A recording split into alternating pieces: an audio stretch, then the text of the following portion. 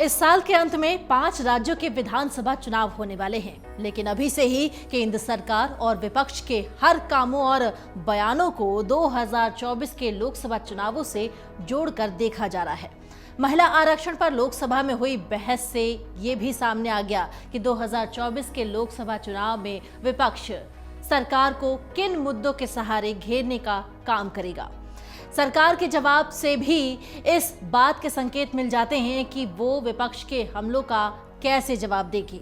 महिला आरक्षण विधेयक, जिसे सरकार ने नारी शक्ति वंदन विधेयक का नाम दिया है, और उस पर चर्चा के दौरान कांग्रेस ने ओबीसी महिलाओं को आरक्षण दिए जाने की मांग भी उठाई थी और राहुल गांधी ने कहा था कि इस आरक्षण को देने के लिए जातिगत जनगणना का पेंच फंसा रही है, लेकिन वो जनगणना कराने के मुद्दे पर गंभीर नहीं है। उन्होंने केंद्र सरकार के विभिन्न विभागों में सचिवों के ओबीसी संख्या पर प्रश्न खड़ा करते हुए कहा कि उनकी भागीदारी कम है। सोनिया गांधी, राहुल गांधी, डिम्पल यादव, असदुद्दीन ओवैसी और विपक्ष के अन्य नेताओं के बयानों से ये साफ हो जाता है कि वो अगले चुनाव में जातिगत जनगणना के मुद्दे को बड़ा मुद्दा बनाएगी।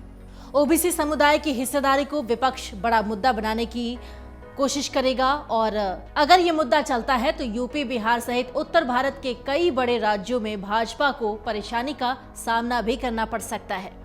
अब आइए जान लेते हैं कि कैसे सरकार इसका काट ढूंढने वाली है। अमित शाह ने राहुल गांधी के बयानों का जवाब देते हुए ये कहा कि ओबीसी समुदाय की उपेक्षा का आरोप गलत है। उनकी पार्टी में सबसे ज्यादा 85 सांसद यानी कि 29% ओबीसी समुदाय से ही हैं।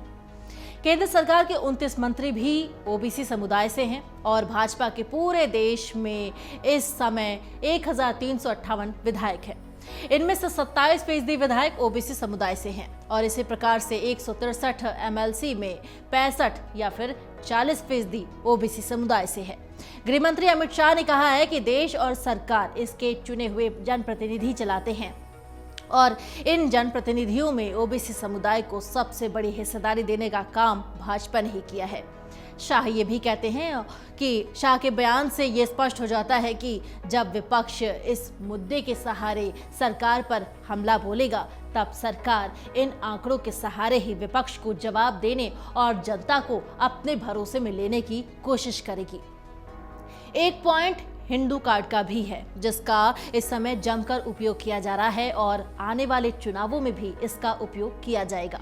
प्रधानमंत्री नरेंद्र मोदी से लेकर अमित शाह, स्मृति ईरानी और बिल पेश करने वाले कानून मंत्री अर्जुन राम मेघवाल तक के संसद में दिए गए संबोधनों को अगर ध्यान से देखा जाए तो सबने बार बार इस बात का उल्लेख किया है कि नई संसद का उद्घाटन गणेश चतुर्थी के दिन किया गया। प्रधानमंत्री मोदी ने गणेश जी को सुख और समृद्धि का प्रतीक बताया तो स्मृति ईरानी ये बताने से नहीं चूकी कि गणेश भगवान जी का स्वरूप उनकी माता के कारण है। हाल ही के दिनों में उदयनिधि स्टालिन के सनातन धर्म के विरोधी बयानों पर जिस तरह की तीव्र प्रतिक्रिया हुई है और सोशल मीडिया पर ये बयान खूब वायरल हुए, उसी तरीके से उसे देखते हुए लगता है कि भाजपा इसे बड़ा मुद्दा बनाने वाली है और भाजपा के सभी शीर्ष नेता भी इस मुद्दे पर एक सुर में बोल रहे हैं। राजस्थान, मध्य प्रदेश के चुनावों में अभी से ही इस मुद्दे पर राजनीति तेज होने लगी है। जिस प्रकार से भाजपा नेता ये बयान दे रहे हैं, इससे ये माना जा रहा है कि सरकार इस मुद्दे को जोरदार तरीके से उठाने की रणनीति बना रही है। अब दूसरी तरफ असदुद्दीन ओवैसी ने आरोप लगाया है कि ये सब केवल हिंदू बाहुल्य जनता और मतदाता को अपने पक्ष में लाने के लिए ही किया जा रहा है और नई संसद भवन का गणेश चतुर्थी के दिन उद्घाटन करना और बार बार बयानों के माध्यम से ये संदेश देना कि सरकार की रणनीति का खुलासा करता है, यानी लोकसभा चुनाव का एजेंडा सेट हो चुका है। अब ये देखना बाकी है कि जनता इनमें से किसके दावों पर भरोसा करती है। अब आइए आपको बताते हैं कि आखिर ये कितना सफल हो पाएगा, ये चुनावी मुद्दा यानी सनातन धर्म का मुद्दा या फिर यूं कहें हिंदू कार्ड का मुद्दा। समाजवादी पार्टी के प्रवक्ता अमीक जामेई ने कहा है कि सरकार ने इस समय इस बिल को लाकर चुनावी लाभ लेने की रणनीति अपनाई है, लेकिन उनका दावा है कि महंगाई और बेरोजगारी से परेशान जनता उसके इस झांसे में नहीं फंसने वाली। उन्होंने ये भी कहा कि जनता ने सरकार का असली चेहरा पहचान लिया है। अब उसके इस चेहरे के और इस तरह के दिखावटी कामों से जनता का मन नहीं बदलेगा।